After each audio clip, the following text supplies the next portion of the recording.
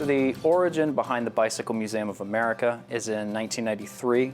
Schwinn went out of business, and then in '97 they sold off the Schwinn family collection. A local collector bought basically the entire collection. It was about 167 bikes and a lot of paper documents and archives and that kind of thing, and brought it here as like a local attraction, and we've grown significantly since then.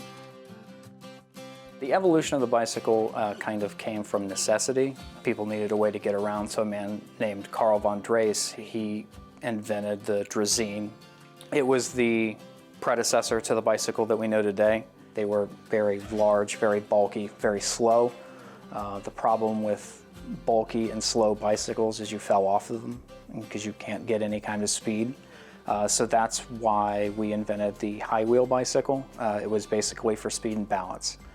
The problem with the high wheel bicycle is they're incredibly dangerous. So that is what drove John Starley to create the safety bicycle.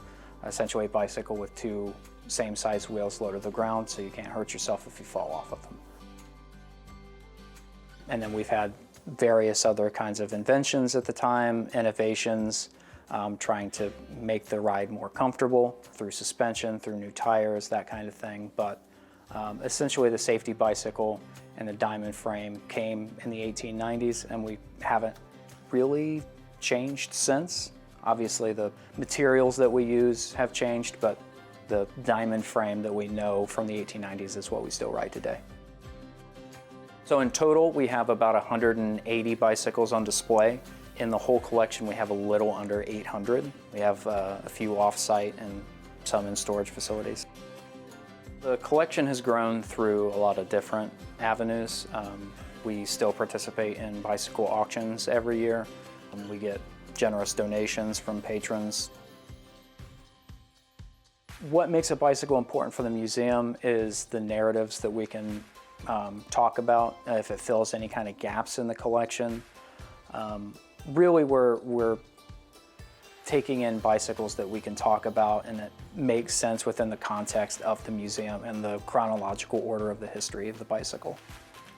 So my favorite bicycle in the collection, kind of hard to pin down, but we have Ignaz Schwinn.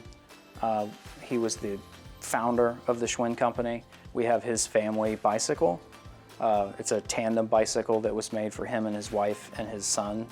It has a child carrier on it for Frank Schwinn. We have that in the collection, but I would say probably the most popular bicycle is we have one of Pee Wee Herman's bicycles from the movie. It's one of, I believe, 8 left in the world, so we have one of those on display upstairs.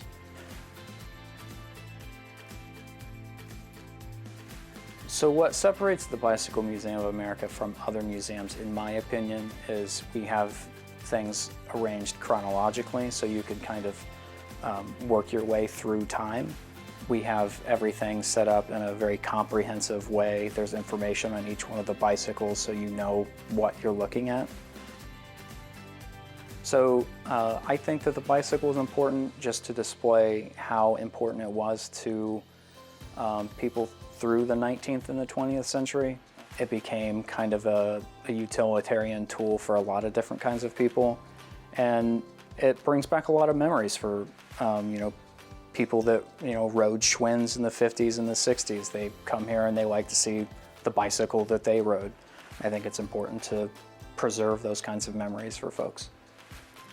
The bicycle has been a very important tool throughout human history, and I think that that's important for anybody to see. I think it's important for people to know the evolution of the bicycle and how it came to be what we know today. We're located in New Bremen, Ohio. It's a few minutes drive off of I-75. We are the most comprehensive bicycle museum in America. We show the chronological order of the bicycle. You're not going to see bicycles like this anywhere else in the world, especially in this kind of condition. We hope you enjoyed this segment of Scenic Stops and Stories. Be sure to follow our social media pages for the latest updates and headlines.